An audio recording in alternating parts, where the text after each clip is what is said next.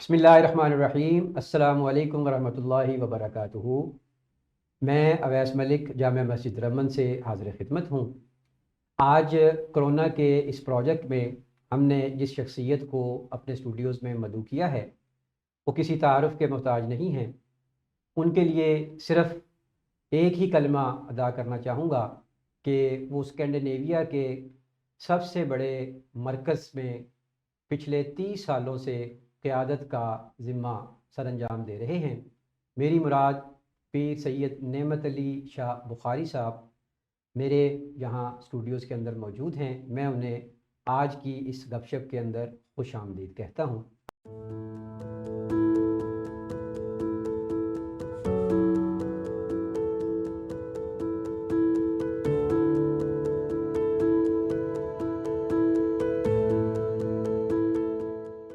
السلام علیکم ورحمۃ اللہ۔ وعلیکم السلام ورحمۃ اللہ وبرکاتہ۔ صاحب میں آپ کا ممنون ہوں، مشکور ہوں آپ کے سارے سیٹ اپ کی وساطت سے، آپ کی کاوشوں کو، آپ کی محنتوں کو سراہتا بھی ہوں، بلکہ یہ چھوٹا لفظ ذرا کیا ہے سو کہتے اسلامی عقیدت پیش کرتا ہوں، اپریشیٹ کرتا ہوں کہ آپ نے جن حالات میں، جس ماحول میں یہ میرا اٹھایا کہ معلومات کی حد تک جو آپ کا علم ہے، آپ کا نالج ہے، آپ کا تجربہ ہے یا آپ کا مشاہدہ ہے، وہ مسجد کی چار دیواری کے اندر محدود نہ رہے، بلکہ آپ کی آواز جو ہے وہ لوگوں تک پہنچے اور آپ کا پیغام جو ہے وہ پبلک کے اندر کنوے ہو۔ اس سلسلے میں آپ کا، آپ کے معاونین کا، آپ کی ٹیم کا اور ان اداروں کا جنہوں نے اس سلسلے میں تعاون کیا، ان سب کا شکریہ ادا کرتے ہوئے بطور خاص ممنون ہوں کہ آج اس موقع پر آپ نے ہمیں ویلکم کہا اور موقع فراہم دیا کہ ہم آپ کے ساتھ کچھ اپنی معلومات جو ہے وہ شیئر کر سکیں، جو آپ کے تجربات سے یا آپ کے مشاہدات سے کچھ فائدہ اٹھا سکیں، اور اس حوالے سے کسی مرکز اسلامی کا یعنی کسی مسجد کا، اور مسجد کے پلیٹ فارم سے اس طرح کا سماجی اور رفاہی اور معلوماتی یہ پروگرام آن ایئر ہوتا ہے یا کسی بھی حوالے سے، ابلاغ کے ذریعے سے، سوشل میڈیا کے ذریعے سے، کسی بھی حوالے سے یہ لوگوں تک پہنچتا ہے، تو میرا خیال ہے نہ صرف یہ کہ یہ پہلا موقع ہے میرے تجربے میں، اور دوسرا یہ وقت کی ضرورت بھی ہے۔ صحیح، آج نہیں تو کل ہر کسی کو اسی طرف آنا ہے، اور یہی ایک ذریعہ ہمارے پاس، اور بالخصوص اس تناظر میں جب ہم دیکھتے ہیں کہ جب ہر چیز آن لائن ہوگی، تمام آفس کا نظام وائرس نے، کرونا وائرس نے وہ سارے کا سارا آن لائن کر دیا کہ ہر دفتر والا گھر بیٹھ کے کام کرے، تو نماز تو صاحب ظاہر لائیو نہیں ہو سکتی۔ صحیح کہ مسجد میں ہو رہی ہے تو آپ گھروں میں امام صاحب کی ابتدا کر لیں، اگرچہ بعض مفتیان کرام کا یہ بھی فتویٰ ہے کہ میں ادھر مسجد میں خطبہ دیتا ہوں، وہاں بیٹھ کے سن لیں اور آپ کا جمعہ ہو جائے گا۔ صحیح، بہرحال یہ تاحال اختلاف مسئلہ ہے، صحیح، تو لیکن پیغام جو ہے وہ تو لائن ہمارا جاتا ہے، بالکل صحیح۔ خطبہ جو ہے وہ نشر ہونا چاہیے۔ ناظرین محترم، آج قبلہ شاہ صاحب کی موجودگی سے جو فائدہ اٹھانا چاہتے ہیں وہ یہ ہے کہ جب کرونا 2020 میں پوری دنیا کو اپنی لپیٹ میں لینے لگا تو سب سے بڑا چیلنج اس وقت قیادت کے لیے تھا کہ وہ قیادت جو ہے وہ اس کو کس انداز سے فیس کرتی ہے اور کس انداز سے اس چیلنج کا مقابلہ کرتی ہے۔ قبلہ شاہ صاحب چونکہ مرکز اہل سنت کے روئے رواں ہیں تو پوری قیادت جو ان کے ذمہ تھی، تو اس حوالے سے آج ہم ان سے یہ پوچھیں گے کہ جب یہ کرونا اس انداز سے دنیا کو لپیٹ میں لے رہا تھا اور اس کی بڑی شدید نوعیت کی جو خبریں تھیں وہ موصول ہو رہی تھیں، تو اس وقت قیادت کے اعتبار سے آپ کو کن چیزوں کو سامنے رکھنا پڑا؟ جی شاہ صاحب۔ جناب، اس میں سب سے پہلے تو جس طرح آپ کے بھی علم میں ہے، جو بھی اس کی ابتدا ہوئی تو دنیا بہت شکوک و شبہات کا شکار، صحیح، کسی کے نزدیک تو یہ کوئی مرض نہیں تھی، یہ ایک سازش تھی، کسی کے نزدیک یہ سارا پلانٹیڈ تھا، کسی کے نزدیک یہ تھا کہ وسائل کو یا اسباب کو ترک کرو اور صرف توکل جو ہے اسے اختیار کرو۔ آپ مسجد میں ہیں اور مسجد میں یہ آگ وسایا، اور مسجد والے اتنے خوف زدہ جو ہیں وہ کیوں ہیں؟ ایک تو یہ صورتحال۔ ٹھیک، دوسرا صورتحال کے ساتھ ساتھ منتظمین کے جو معاملات ہیں، اب ہر مسجد جو ہے یہ اس طرح کیا اسے آئیں گے کہتے ہیں یہاں کے سسٹم کے ساتھ، یہاں کے نظام کے ساتھ کہ سرے منہ آپ اس سے جو بھی رولز ہیں سوسائٹی کے اندر جو بھی اسٹیٹ کی طرف سے ہیں آپ ان سے انحراف نہیں کر سکتے، صحیح، آپ کو ہر صورت میں انہیں فالو کرنا ہے۔ اس کے اندر 2-3 مسائل تھے جو ابتدا میں پیدا ہوئے ٹھیک، کہ کیا ایسا ہو سکتا ہے کہ ہمارے منہ کے اوپر ماسک لگاؤ اور نماز ادا کر رہے،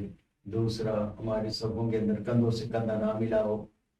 اور ہم نماز ادا کر رہے ہوں، ہم صفوں کے درمیان فاصلہ جو ہے وہ چھوڑیں اور ہم نماز ادا کر رہے ہوں۔ صحیح، یہ وہ مسائل تھے جو ابتداً جو ہمارے ذہن میں پہلے بنیادی یعنی مذہب کے حوالے سے یہ چیزیں جو ہے یہ سامنے ہے۔ اس کے اوپر ہمیں سب سے پہلے یہی سٹینڈ لینا پڑا اور یہی سمجھانا پڑا اور ایسے مسائل جو کبھی ڈسکس نہیں ہوئے تھے وہ بتانے پڑے کہ اگر کوئی ایمرجنسی نافذ ہے تو 1 رکعت پڑھ کے امام صاحب کے پیچھے بھی آپ جا کے اپنا نماز جو ہے وہ سنبھال سکتے، جیسے جنگی صورتحال ہوتی، آپ کو سواری کے اوپر بھی یہ ادا کرنا پڑتی ہے، آپ کو اس کے لیے جس طرح کوئی بھی مریض کرسی پر بیٹھ سکتا ہے، چار پر بیٹھ سکتا ہے، اس طرح اگر ایسی صورت موجود ہے کہ جس کے اندر درمیان میں فاصلہ رکھنا پڑے تو آپ نے تو توجہ اپنے مالک کی جانب رکھی ہے، اللہ تعالیٰ کی طرف عبادت آپ کر رہے ہیں، یعنی یہ قائل کرنا پڑا، لیکن اس کے لیے زیادہ محنت بھی کرنی پڑی۔ ایک تو تھا نا ایمانیات کا مسئلہ، دوسرا ان کی جان کا مسئلہ، تو یہ چونکہ ہر بندہ سمجھتا تھا کہ میں جتنا فاصلہ رکھوں گا، پھر بھی ہم ضرور اپریشیٹ کرتے ہیں ان لوگوں کو کہ جنہوں نے ان حفاظتی تدابیر کو مد نظر بھی رکھا اور جہاں تک حالات نے یعنی اجازت دی، مساجد کے اندر جہاں تک آنے کی اجازت تھی وہ تھال مختلف رہے، کبھی 5 ہوا، کبھی 10 ہوا، کبھی 20 ہوا، کبھی 50 ہوا، جتنی بھی رہی تعداد اتنی تعداد میں لوگ الحمدللہ آتے بھی رہے، انہوں نے فالو بھی کیا، ایس او پیز کا سارا استعمال بھی کیا، اور یوں یہ وہ ابتدائی حالات تھے جن سے گزرنا پڑا۔ دوسری بات اس سلسلے میں یہ تھی کہ آئیں یا نہ آئیں، تو اس سلسلے میں بھی ہم نے واضح طور پر ارشد کو یہ کہا ہے کہ معمولی سی بھی اگر کسی شخص کو تکلیف ہے، وہ محسوس کرتا ہے مجھے زکام کی شکایت ہے، مجھے بخار ہے، مجھے کھانسی ہے، اسے میسج نہیں آنا چاہیے، اسے نماز میں گھر میں ادا کرنی چاہیے۔ اگر وہ اتنا تندرست و توانا ہے کہ بلا جھجک وہ بازار تک، شاپنگ تک، آنگن تک وہ آ سکتا ہے تو اس کے لیے ہے کہ وہ مسجد آئے، بلکہ ذاتی طور پر بھی بعض افراد کو ریکویسٹ کی جب ان کی چھینکیں یا اس طرح کی کیفیت دیکھی تو خود ان کے پاس بیٹھ کے انہیں موٹیویشن دینے کی کوشش کی کہ آپ اگر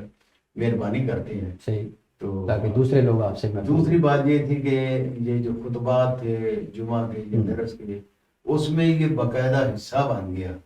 کہ اس کے ایس او پیز جو ہیں جس کے آگاہی لازمی دی جائے، ہر جمعے پہ دی جائے، ہر میٹنگ پہ دی جائے،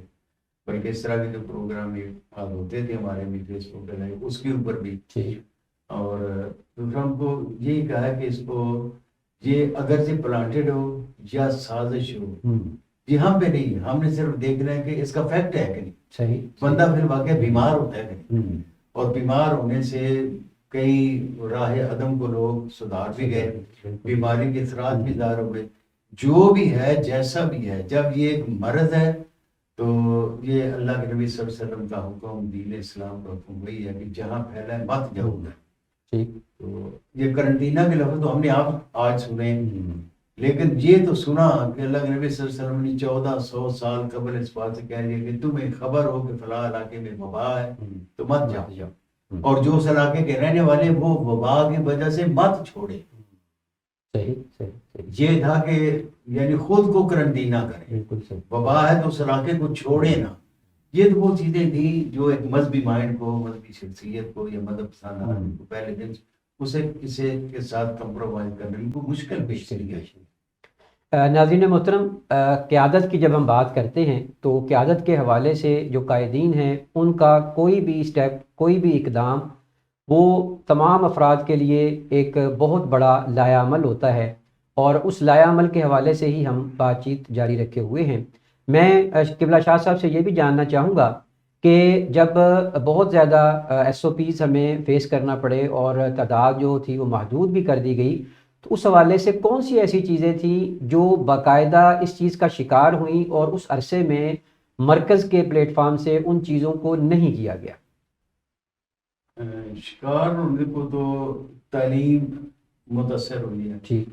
تدریس کا سسٹم جو ہے وہ متاثر ہوئی ہے، ٹھیک، کلاسیں جو ہیں وہ ڈسٹرب ہوئی ہیں۔ اس کے لیے بعض دوستوں نے تو فوری طور پر وہ کلاسوں کا نظام جو تھا وہ آن لائن کر دیا، ٹھیک، بعض کو ذرا تاخیر سے، لیکن بہرحال میں سمجھتا ہوں کہ کافی دانش مندی کا یا ہوش مندی کا مظاہرہ کیا ہے ہمارے مراکز کے منتظمین نے، کہ جنہوں نے امام صاحبان کو یا مدرسین کو یہ سہولت دی کہ اگرچہ جن دنوں مکمل طور پر بند ہے،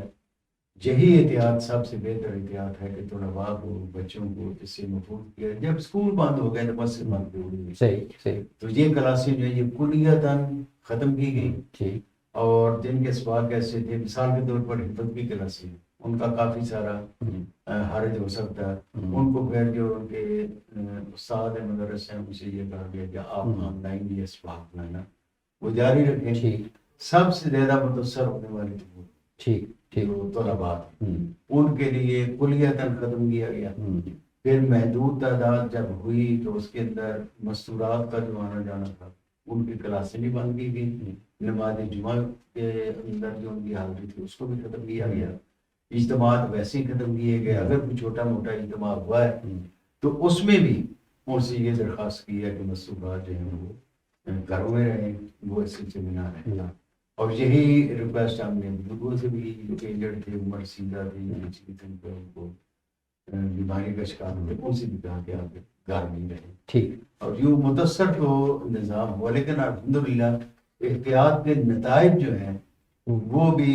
بخوبی برآمد ہوئے کہ ماسوائے ایک آدھ مرکز کے، یعنی اس وقت 40 مراکز باقاعدہ شہر کے اندر ایکٹیو ہیں دینی حوالے سے، لیکن ایک آدھ کے علاوہ یہ نہیں سنا گیا کہ کسی مسجد سے یہ پھیلا ہو، بلکہ میں جو سمجھتا ہوں جتنا ایس او پیز کے اوپر مساجد نے عمل کیا ہے کسی بھی شعبے نے ہو، ہم دکانوں کو بھی دیکھتے رہے ہیں، بسوں کو دیکھتے رہے ہیں، ریسٹورنٹوں کو دیکھتے رہے ہیں، کسی بھی جگہ پر اس طرح عمل درآمد نہیں ہوا جس طرح کہ مسجد میں ہوا۔ اب یہ امام کے لیے یا انتظامیہ کے لیے کتنا مشکل مرحلہ ہے کہ 100 آدمی باہر کھڑا ہوا ہے نماز کے لیے، وہ اپنی مرضی سے آیا ہوا ہے، کسی نے اس کو انوائٹ تو نہیں کیا، ان کی عبادت بھی ہے، عادت بھی ہے، دونوں چیزیں۔ اب ان میں سے کہنا کہ 50 آدمی اندر آئے اور 50 آدمی باہر کھڑے، یہ بڑا مشکل بنا، لیکن الحمدللہ اس سے گزرے ہمارے لوگوں نے کہا آپ آگے پیچھے ہو جائیں، پوری جگہ ہے، آپ ذرا انتظار کریں، جب یہ لوگ پڑھ کے جا چکیں گے تو اس کے بعد آپ آئیں۔ ناظرین، قیادت جو ہے یہ بڑا اہم ہوتی ہے، اور اس حوالے سے یہ بڑا ضروری ہے، قیادت انتہائی اہم ہوتی ہے، اور قیادت کے فیصلے سے ہی پورے معاشرے کا مزاج جو ہے وہ تشکیل ہونا ہوتا ہے۔ اس حوالے سے بہت سی کنٹروورسیز جو تھی وہ دیکھنے میں آئیں، اخبارات میں اور میڈیا میں یہ بھی آیا کہ یہ جو سینیٹائزر ہے اس کو استعمال نہیں کیا جاتا اور مسلمان اسے استعمال کرنے سے گریز کرتے ہیں۔ اس حوالے سے ہم پوچھیں گے کہ ایسا کیا معاملہ تھا جس کی بنیاد پر پھر کچھ اور فیصلے لیے گئے یا اسی کو قبول کیا گیا؟ سینیٹائزر کے معاملے میں ابتداً ایسی ہوئی، اب لوگ پوچھنے کو تو یہ پوچھتے ہیں، ہم جو سپرے کرتے ہیں، خوشبو وغیرہ کا استعمال کرتے ہیں، اس کے لیے بھی مسائل آتے ہیں، اور جو ہی ہمارے سامنے جب یہ بات آئی سب سے پہلے تو کہا کہ افواہ کے اوپر کوئی فتویٰ نہیں ہوتا، اگر اس کی کوئی تحقیق ہے، اس کا فارمولہ کسی کے پاس ہے کہ جی کن کن اجزاء سے ہے، وہ فارمولہ سامنے لایا ہے۔ اگر فارمولہ کسی کے پاس نہیں ہے اور محض افواہ ہے کہ اس کا استعمال جائز ہے یا نہیں، یہ وضو ہو سکتا ہے یا نہیں، پھر انہیں موٹی سی نشانی جو فقہی کتابوں کے اندر موجود ہے کہ جب تک آپ کو کسی بھی نجاست کا حرام یا کسی بھی نجاست کی بو مہک وہ نہیں آتی، اس وقت تک آپ اس کے متعلق فیصلہ نہیں کر سکتے۔ تیسری چیز جو سب سے ضروری تھی وہ یہ کہ آپ اگر سینیٹائزر استعمال نہیں کر سکتے تو متبادل آپ کے پاس پانی موجود ہے، ہاتھ دھوئیں، بار بار دھوئیں، بار بار دھوئیں، صحیح، یا ایسی جگہ پہ جائیں مت جہاں جہاں آپ کو استعمال مختلف چیزوں کو آپ کا ہاتھ مس ہو اور آپ کو سینیٹائزر ضرورت استعمال کریں، ہے۔ آپ نہ جائیں۔ اگر آپ نے جانا ہے، آپ نے آنا ہے، تو اس اضطرار کی صورت میں جہاں حرام چیزوں کا استعمال اگر اضطرار میں کھانا جائز ہو جاتا ہے تو اس تو کو ہاتھ استعمال لگانا بالکل وہ صحیح، بھی جائز ہو جاتا ہے۔ آپ ہم پہ رہیں، صحیح، آپ کو کوئی نہیں پوچھے گا اس ٹھیک میں، آپ نے اگر باہر نکلنا ہے، چیزوں کو مس کرنا ہے، ہاتھ لگانے ہیں، تو پلیز اسے بھی استعمال جی کریں۔ بالکل۔ ناظرین محترم، یہ قبلہ شاہ صاحب سے گفتگو انشاءاللہ العزیز 3 حصوں میں مشتمل ہے، اور آج اس کا پہلا حصہ اختتام پذیر ہوتا ہے۔ میں آپ سے اس امید کے ساتھ کہ آپ اس گفتگو کو سنیں گے بھی اور ان تجربات سے اپنی زندگی میں فائدہ بھی اٹھائیں گے، پہلے حصے میں آپ سے اجازت چاہتا ہوں۔ والسلام علیکم ورحمۃ اللہ وبرکاتہ۔